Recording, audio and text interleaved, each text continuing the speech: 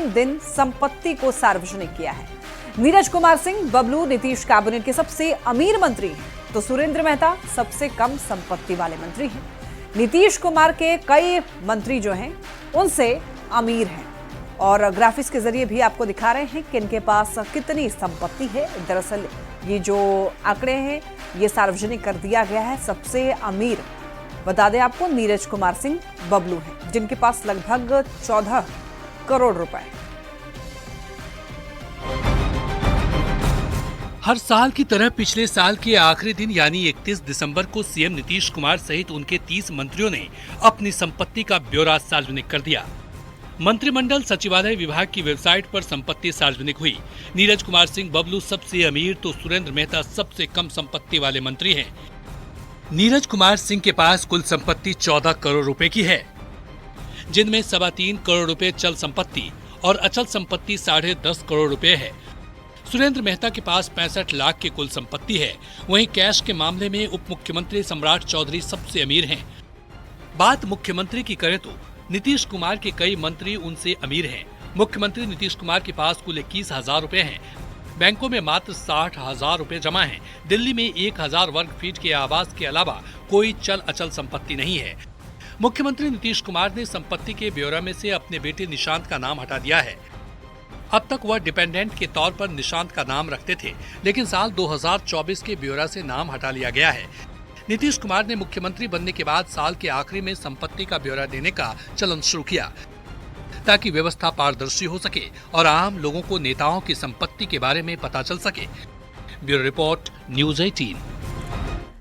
किशनगंज के निजी स्कूलों में उर्दू पढ़ाने के डीईओ के फरमान का अब विरोध शुरू हो गया है। स्कूल संचालकों ने डीईओ नासिर हुसैन के ऐसे किसी आदेश के नहीं मिलने का दावा किया है और कहा है कि सीबीएसई स्कूलों में अंग्रेजी में पढ़ाई होती है, उर्दू के अलग से स्कूल खुलवाए जाएं, जबकि बीजेपी ने किसी भी हाल में इस आदेश को नहीं मानने की बात कही।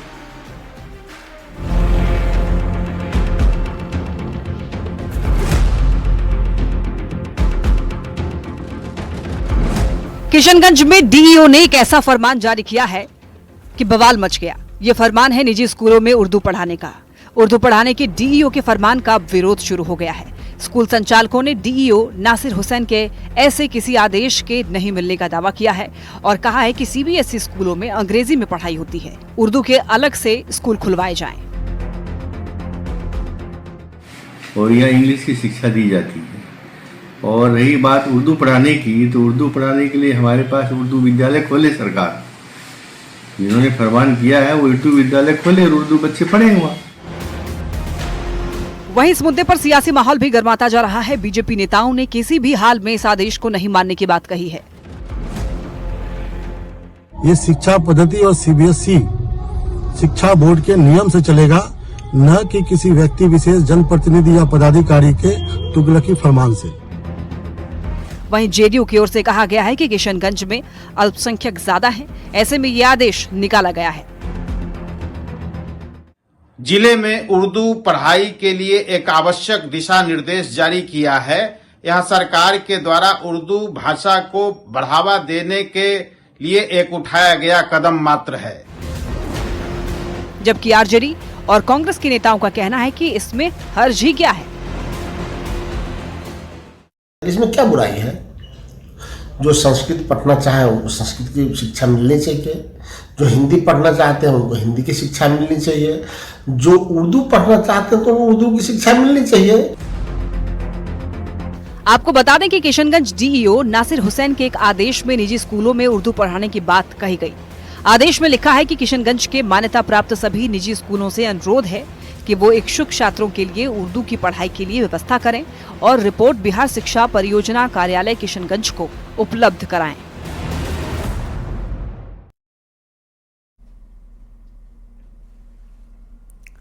नए साल के मौके पर सीएम नीतीश कुमार से आज बड़ी संख्या में नेता और कार्यकर्ता मिलने के लिए पहुंचे और सबने सीएम नीतीश कुमार को नए साल की शुभकामनाएं दी।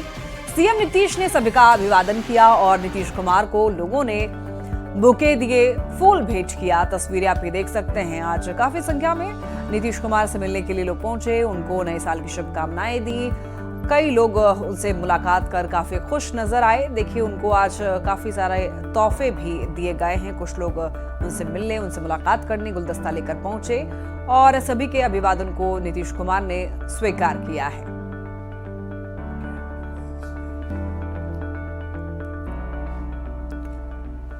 नेता प्रतिपक्ष तेजस्वी यादव ने नए साल पर बिहार वासियों को शुभकामनाएं दी। साथ ही नीतीश सरकार पर जमकर हमला भी बोला है। तेजस्वी यादव ने कहा है कि नए साल में नई सरकार बनाने का संकल्प लिया गया है। नए साल में सकारात्मक सरकार बनाएंगे जो जनता की सरकार होगी। अफसरशाही को खत्म किया जाएगा और इस बार नीतीश कुमार की विदाई तय है। नए साल में हम सब लोग, खास तौर पे हम लोगों ने संकल्प लिया है कि इस बार बिहार से बेरोजगारी को खत्म करने का काम करेंगे, पलायन को खत्म करेंगे और एक नया साल में नई सरकार हम लोग बनाएंगे जहां पढ़ाई, दवाई, कमाई, सिंचाई, सुनवाई और कार्रवाई वाली सरकार हो, एक सकारात्मक सरकार हो जो जनता की सरकार हो। सब लोग जान रहे हैं कि इस साल में हमारे मुख्यमंत्री नीतीश चाचा जी का विदाई तय है। अभी तो ऐसे ही विदाई यात्रा में घूम रहे हैं। नए साल पर बिहार के नवनियुक्त राज्यपाल आरिफ मोहम्मद खान राबड़ी आवास पहुंचे और राज्यपाल ने लालू प्रसाद और राबड़ी देवी को नए साल की शुभकामनाएं दी। और इसके पहले तेजस्वी यादव भी गवर्नर हाउस जाकर राज्यपाल आरिफ मोहम्मद खान से मुलाकात की थी और उन्हें नए साल की बधाई और शुभकामनाएं दी थी। साथ ही उन्होंने राबड़ी देवी को जन्मदिन की बधाई भी दी। आरिफ मोहम्मद खान का काफिला है यादव के साथ 10 नंबर विपक्ष का नेता सरकार यानी भाजपा संबंधित जो नए साल पर किसानों को मोदी सरकार ने तोहफा दिया है। साल के पहले दिन मोदी सरकार ने किसानों को एक बड़ा तोहफा दिया। केंद्रीय मंत्री अश्विनी वैष्णव ने कैबिनेट के फैसलों की जानकारी देते हुए डीएपी पर सब्सिडी बढ़ाने का ऐलान किया है। इसके लिए 3,850 करोड़ रुपए तक के एक मुश्त विशेष पैकेज को कैबिनेट ने अपनी मंजूरी दी है। इसके साथ ही पीएम फसल बीमा योजना और पुनर्गठित मौसम आधारित फसल बीमा योजना को कैबिनेट ने 2025-26 तक जारी रखने की मंजूरी दी है। दूसरा बड़ा फैसला लिया गया है डीएपी फर्टिलाइजर्स के लिए एक्स्ट्रा सब्सिडी का package, one time special package माननीय प्रधानमंत्री जी ने दिया है। किसानों को डीएपी 50 किलो का बैग 1350 रुपए में मिलेगा। आज दुनिया में जितना भी जियो पॉलिटिकल टेंशंस के कारण, डिसरप्शंस के कारण, वॉर सिचुएशंस के कारण जो भी एक्स्ट्रा बर्डन है, वो एक्स्ट्रा बर्डन प्रधानमंत्री श्री नरेंद्र मोदी जी की सरकार बेयर करेगी। बड़ी खबर वैशाली से, जहां पर भीषण सड़क हादसे में 6 लोग घायल हो गए, जिन्हें इलाज के लिए अस्पताल में भर्ती कराया गया है। घायलों में 2 की हालत गंभीर बताई जा रही है। ये घटना महनार हाजीपुर मुख्य मार्ग में नायागंज बाजार के पास की है। हाजीपुर से आ रही एक पिकअप वैन बेकाबू होकर पहले टोटो से टकराई, फिर बाइक और साइकिल में टक्कर मारते हुए एक घर में जा घुसी। हालांकि हादसे में घर के लोग बाल बाल बच गए, लेकिन घर का एक हिस्सा क्षतिग्रस्त हुआ। हादसे के बाद पिकअप चालक मौके से फरार हो गया। ऑटो रुकल उधर से आया, गाड़ी मार दिया। ऑटो कहाँ रुकल था? गंज पर, नया गाँवगंज पर। हाँ। ऑटो खड़ा था, मतलब चल नहीं रहा था। पिकअप उधर से आया? हाँ, पिकअप आके उधर से मार। ऑटो में बैठल थे, हाँ। लगल रहे ऑटो, आमने से अब दूध वाला लगा देते। ऑटो रुका हुआ था? हाँ, रुकल रही है सब आदमी। ऑटो खड़ा था, मतलब चल नहीं रहा था? ना ना, उधर से शायद आया है, हम तो अंदर में थे, हम देखे नहीं है। इस पर लगा हुआ अंदर घुटिया दिया है, उसके बाद हम बाहर निकले हैं तो देख रहे हैं कि मेरा बाल बच्चा कहाँ है। दरभंगा में नए साल की शुरुआत के साथ ही श्यामा माई मंदिर में भक्तों के साथ जमकर छिनतई हुई है। देखिए, 15 से ज्यादा लोगों के साथ 30 लाख के सोने के जेवरात की छिनतई। सीसीटीवी की मदद से बदमाशों की पहचान की जा रही है। मंदिर में जैसे ही भक्तों का जनसैलाब उमड़ा, बदमाशों ने महिला भक्तों के गले से सोने की चेन, कान की बाली, मंगलसूत्र सहित कीमती जेवरात झपट कर फरार हो गए। 20 पे जहाँ पे पूजा किया जाता है, वहाँ पे 3 भरी का चेन था, लगभग 2.5 से 3 लाख रुपए का। वो चेन कट कर लिया गया। उसके बाद एक केस मेरा नहीं है, लगभग केस 10-12 आदमी 15 आदमी का है। लगभग 30 लाख का चेन, मंगलसूत्र कान की बाली ये चोरी हुआ। नया साल के दिन आज आए यहाँ पर दर्शन करने के लिए, जैसे गए दर्शन करने के लिए वैसे प्रसाद दिए हाथ को, वैसे ही मेरा चेन झुमका दोनों कान का सब ले लिया, कुछ भी रहने नहीं दिया, सब कुछ गायब हो गया। अभी जो सामाजिक तत्व मंदिर में घूम रहे हैं इसमें से कुछ लोगों को चिन्हित किया गया है और पुलिस प्रशासन का पूरा सहयोग है और पुलिस प्रशासन कुछ ड्रेस में भी है और कुछ सिविल ड्रेस में भी हैं जो भक्तों के बीच में घूम रहे हैं। यदि ऐसी कोई घटना अगर होगी तो हम लोग उस पर पूरा एक्शन लेंगे। गोपालगंज के थावे दुर्गा मंदिर में पटना से पूजा करने के लिए पहुंची महिला श्रद्धालुओं ने पुलिस पर बदसलूकी करने और पिटाई करने का आरोप लगाया है। घटना के दौरान एक श्रद्धालु बेहोश भी हो गई, जिसे पुलिस की मदद से एम्बुलेंस से सदर अस्पताल में भर्ती कराया गया। पीड़ित महिला ने मंदिर की सुरक्षा में तैनात पुलिस कर्मियों पर मारपीट करने और मोबाइल छीन लेने का आरोप लगाया है। वहीं पुलिस ने महिला के आरोप से इनकार किया है। डीएम प्रशांत कुमार ने मामले की जांच करने की बात कही है। कुमार के शासन में मैं ये उम्मीद नहीं कर सकती हूँ कि महिलाएं अकेले जाएंगी तो उसके साथ बदतमीजी किया जाएगा। मैं ये उम्मीद नहीं करती हूँ। हमारे मुख्यमंत्री कहते हैं कि पूरे प्रदेश में लड़कियां सुरक्षित हैं, चाहे वो कहीं भी जाएं। तो मैं सवाल पूछना चाहती हूँ, अभी पूछना चाहती हूँ कि मैं गोपालगंज में पटना से आई हुई हूँ। अगर कोई पब्लिक के साथ प्रॉब्लम होता तो मैं शिकायत शायद करती। क्या प्रशासन को इसी तरह से व्यवहार करना चाहिए? पटना से एक बड़ी खबर है, सूत्रों के हवाले से मिल रही है खबर। शिक्षकों की ट्रांसफर पोस्टिंग को लेकर के विभाग अब गंभीर है। फिलहाल 10 जनवरी तक ट्रांसफर की कोई संभावना नहीं है। विभाग में कल आयोजित होगी महत्वपूर्ण बैठक। बिहार दिवस और ट्रांसफर पोस्टिंग को लेकर के एक बैठक होने वाली है। एसीएस एस सिद्धार्थ के नेतृत्व में ये बैठक कराई जाएगी और सचिव और सभी निदेशक इस बैठक में मौजूद रहेंगे। विभाग की कोशिश है कि हर हाल में दोनों कोटि का ट्रांसफर हो और सक्षमता पास और बीपीएससी दोनों का ही ट्रांसफर हो। जिले के भीतर वाले अधिकतर शिक्षकों के आवेदन पर अभी विचार नहीं होगा। दिव्यांग और गंभीर रूप से बीमार और महिला और अधिकतम दूरी वाले लोगों को पहले लाभ मिलेगा। दूसरे जिले में पदस्थापित शिक्षकों का ट्रांसफर तय है। एक जिले के भीतर भी सर्वाधिक दूरी वालों पर विचार किया जा सकता है, लेकिन देखिए फेज वाइज ट्रांसफर करने की तैयारी है। फिलहाल फाइनल निर्णय पर विभाग नहीं पहुंचा है। जिलावार और विषयवार रिक्तियों पर मंथन किया जा रहा है। कल की बैठक के बाद विभाग अंतिम निर्णय पर पहुंचेगा। फिलहाल दोनों कोटि के शिक्षकों को कुछ और दिन का इंतजार करना पड़ सकता है। नवादा के पुराने रेलवे स्टेशन के प्लेटफॉर्म नंबर 1 पर अचानक आग लग गई, जिससे पूरे इलाके में अफरा तफरी का माहौल हो गया। आग कैसे लगी इसकी जानकारी अभी तक नहीं मिल पाई है। अच्छी बात हालांकि ये रही कि पुराना रेलवे स्टेशन का उपयोग नहीं हो रहा है। जब से नया भवन बना है सारा काम नया भवन में हो रहा है। तो अगलगी में प्लेटफॉर्म नंबर 1 पर स्थापित ट्रैफिक इंस्पेक्टर का पुराना कार्यालय जल गया। इसके अलावा प्लेटफॉर्म नंबर 1 पर बुक स्टॉल का एक गुमटी भी जल गया।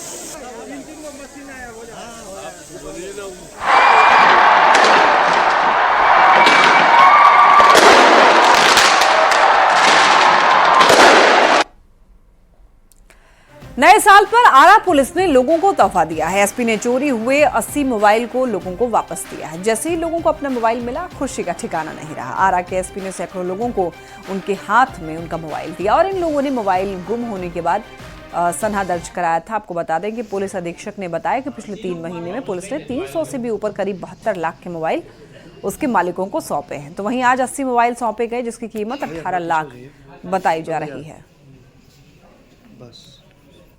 ऑपरेशन मुस्कान चलाया जा रहा है। इस संबंध में जो है इस चरण में कुल 80 मोबाइल जो कि गुम हो गए थे, गिर गए थे, इनको रिकवर करते हुए रिकवर किया गया है और उनके वास्तविक स्वामित्व को इनको सौंपा जा रहा है। हम लोगों को गिफ्ट ही मिल गया है नए साल के पहले दिन और खोया हुआ मोबाइल मिलना बहुत ही आश्चर्य की बात है। बहुत दिनों बाद मिला है लेकिन मिल गया है। वैशाली में नए साल का जश्न मनाने के लिए लोगों का हुजूम उमड़ा है। आपको बता दें कि कड़ाके की ठंड के बावजूद भी लोग नए साल का जश्न बड़े ही उत्साहित होकर मना रहे हैं। विश्व शांति स्तूप से लेकर के रैली स्तूपा, राजा विशाल के गढ़ समेत सभी जगह खचाखच भीड़ देखी जा रही है। ज्यादा जानकारी दे रहे हैं न्यूज़ 18 संवाददाता प्रफुल्ल कुमार। स्वागत में लोगों का भीड़ जो है वो पिकनिक स्पॉट पे उमड़ रहा है और अभी मैं मौजूद हूँ वैशाली के शांति स्तूप में। आप देख सकते हैं कि किस कदर जो लोग हैं नए साल के स्वागत में और पिकनिक मनाने के लिए यहाँ पे पहुँचे हैं भारी संख्या में। मैं बता दूं आपको कि सिर्फ वैशाली जिले के ही नहीं बल्कि आसपास के जिले के लोग भी, पटना मुजफ्फरपुर सहित उत्तर बिहार के तमाम जिले के लोग जो है वो भारी संख्या में यहाँ सपरिवार पहुँचते हैं और पिकनिक मनाते हैं। ये जो है अभी नया साल है और नए साल में लोग अपना जो है एक काफ़ी संख्या में लोग यहाँ पे आते हैं वैशाली में। और ये तो कुछ नहीं है, अगर अभी कुछ महीने कुछ सालों बाद ये जो म्यूजियम जो बन रही है ये अगर तैयारी हो जाती है उसके बाद तो इसके दुगने तिगने लोग आएंगे वैशाली में। देखिए वैशाली का टूरिस्ट प्लेस है, काफ़ी ऐतिहासिक स्थल है, विश्व शांति स्तूप है, राजा विशाल का गढ़ है, अभिषेक पुष्करणी है और रैली का स्तूपा। यहाँ पे लाखों की संख्या में प्रतिवर्ष 1 जनवरी को पिकनिक मनाने लोग आते हैं। वैसे तो यहाँ सालों भर पर्यटकों का आना जाना लगा रहता है। आज के दिन 1 जनवरी के दिन खासकर यहाँ पे लोग लाखों की संख्या में यहाँ पहुँचते हैं और ये पूरा इलाका जो है वो सैलानियों से गुलजार हो जाता है। प्रफुल्ल कुमार, न्यूज़ 18 वैशाली। नए साल पर बिहार के प्रमुख सिद्धपीठ गोपालगंज के थावे दुर्गा मंदिर में भक्तों की भीड़ बेकाबू हो गई। यहाँ पर भारी संख्या में श्रद्धालु अभी भी पहुंच रहे हैं। सुबह के 5 बजे से ही आरती होने के बाद मां सिंहासनी का पट खुल गया और उसके बाद से श्रद्धालुओं की लंबी कतार लगनी शुरू हुई। हालांकि प्रशासन की ओर से भीड़ को नियंत्रित करने की भी कोशिश की गई। यह मां सिंहासनी का सिद्धपीठ है। यहाँ जो भी भक्त सच्चे दिल से आता है, माथा टेकता है, उसकी मनोकामना मां सिंहासनी पूरी करती है। पूर्णिया अब बड़ा इंडस्ट्री हब बनने जा रहा है। देखिए, इस साल पूर्णिया में सीमेंट समेत कई फैक्ट्रियां शुरू होने वाली हैं। इससे पूर्णिया से लोगों को पलायन में कमी आएगी और रोजगार के अवसर भी बढ़ेंगे। बनमनखी चीनी मिल की 18 एकड़ जमीन सरकार ने बियाडा को सौंप दी थी। अब इस जमीन पर सीमेंट फैक्ट्री लगने जा रही है। तो वहीं एक और बड़ी कंपनी ने सीमेंट फैक्ट्री लगाने का प्रस्ताव भेजा है। साथ ही स्टार्टअप के लिए भी यहाँ पर प्लग एंड प्ले की व्यवस्था की गई है। चल रहा है, उसके साथ ही यहाँ पे प्लानिटोरियम बनने की भी बात है, उसमें भी काम चल रहा है। उसके बाद यहाँ पे सड़कों को लेकर जितनी चीजें हैं उसमें काम चल रहा है। प्लस स्टार्टअप पूर्णिया को शुरुआत की गई है जिसमें कि यंग लोग जो हैं उनको रोजगार सृजन के लिए पीएमईजीपी पीएमएफएमई वगैरह से लिंक किया जा रहा है। यहाँ सीमेंट का फैक्ट्री बन रहा है तो कम से कम मजदूर का पलायन कुछ तो रुकेगा। उसके बाद और सब जो फैक्ट्रियाँ लगें, लेकिन हम चाहेंगे कि एक इतनी बड़ा 118 एकड़ जमीन बनमनखी को है जो कम नहीं है, बहुत पर्याप्त है। इसलिए 118 एकड़ जमीन रहते हुए इसमें बहुत सारा फैक्ट्री, एक उसमें से हमारा मांग रहेगा हम किसान के तरफ से कि एक इथेनॉल फैक्ट्री भी यहाँ लगे।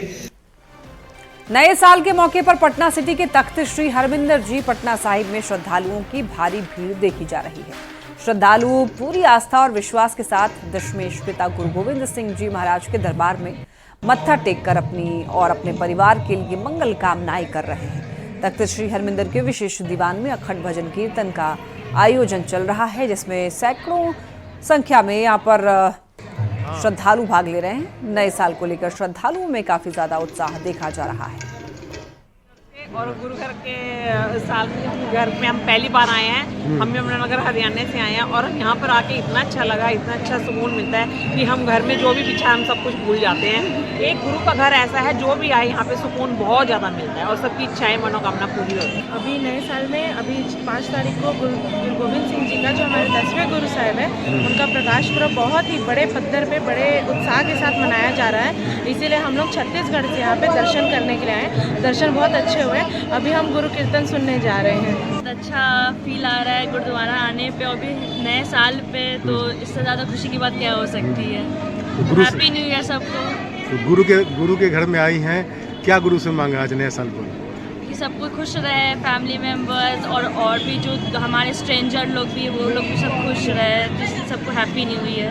नए साल की आज से शुरुआत हो रही है। पटना के प्रमुख मंदिरों के साथ साथ गुरुद्वारे में भी आज रौनक नजर आ रही है। यहाँ देख सकते हैं, ऐसे तो प्रकाश पर्व की जो तैयारी है वो गुरुद्वारे में की जा रही है, लेकिन आज साल शुरू हो रहा है, पहला दिन है और उसके मद्देनजर लोग आ रहे हैं और गुरुद्वारे में भी मत्था टेक रहे हैं।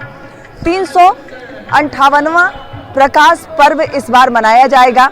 उसके मद्देनजर गुरुद्वारे को सजाया गया है। लेकिन अब साल की शुरुआत हो चुकी है, 2025 से शुरू हो चुका है और उसके मद्देनजर यहाँ जो तमाम पर्यटक हैं वो आ रहे हैं, अपने साल को यादगार बनाने के लिए यहाँ तस्वीर क्लिक करा रहे हैं। और वहाँ देखिए जो लड़कियों का झुंड है वो अपने दिन को खास बनाते हुए यहाँ फोटो क्लिक करा रहा है। क्या नाम है? ईशा तिवारी। कैसा लग रहा है? आज साल की शुरुआत हो रही है, दोस्तों के साथ तस्वीर। बहुत अच्छा लगा। मतलब सोच के आए थे कि गुरुद्वारा भी जाना है, घूमना है? हाँ सोचे थे, पहले मंदिर गए फिर उसके बाद। हाँ अभी टिका भी लगा है। हाँ। मंदिर उसके बाद गुरुद्वारा। हाँ उसके बाद गुरुद्वारा है। बिल्कुल। तो देखिए मंदिर के बाद गुरुद्वारा और जो तमाम जो लड़कियां हैं वो सेल्फी क्लिक कराते हुए नजर आ रही है। और यहाँ जो महिलाओं का जत्था है वो भी यहाँ पहुंचा है, लाइन यहाँ भी नजर आ रही है। गुरुद्वारे में भक्तों का जो आने का सिलसिला है वो लगातार जारी है। मत्था टेकने के लिए यहाँ कतारबद्ध खड़े होकर लोग मत्था टेक रहे हैं, साल की शुरुआत कर रहे हैं। विनीता मिश्रा, न्यूज़ 18 पटना। नए साल के मौके पर अंतर्राष्ट्रीय पर्यटन स्थल नालंदा, खंडहर और राजगीर में पर्यटकों की भीड़ उमड़ पड़ी। पर्यटक अपने परिजनों के साथ ऐतिहासिक धरोहर को देखने के लिए नालंदा खंडहर पहुंचे, काफी रोमांचित हो गए। और वहीं राजगीर में भी पर्यटकों ने कुंड में डुबकी लगाने के साथ साथ कई ऐतिहासिक धरोहर का दीदार किया। लगा पहले तो बुक में देखते थे पढ़ाई भी किए थे, लेकिन देखे यहाँ पे तो बहुत अच्छा लगा, बहुत शांति है यहाँ पे। बहुत ही अच्छा लगा। अभी से पहले अभी तक बुक्स में पढ़ते आ रहे थे जो हिस्टोरिकल प्लेस है कैसा है, और अभी तक देखे नहीं थे। आज स्पेशली इसकी हम लोग प्लानिंग करके आए हैं देखने के लिए। बहुत ही कूल, बहुत ही शांत वातावरण में अच्छा लगता है, बहुत सुकून मिलता है, मन को शांति लगता है। खबरें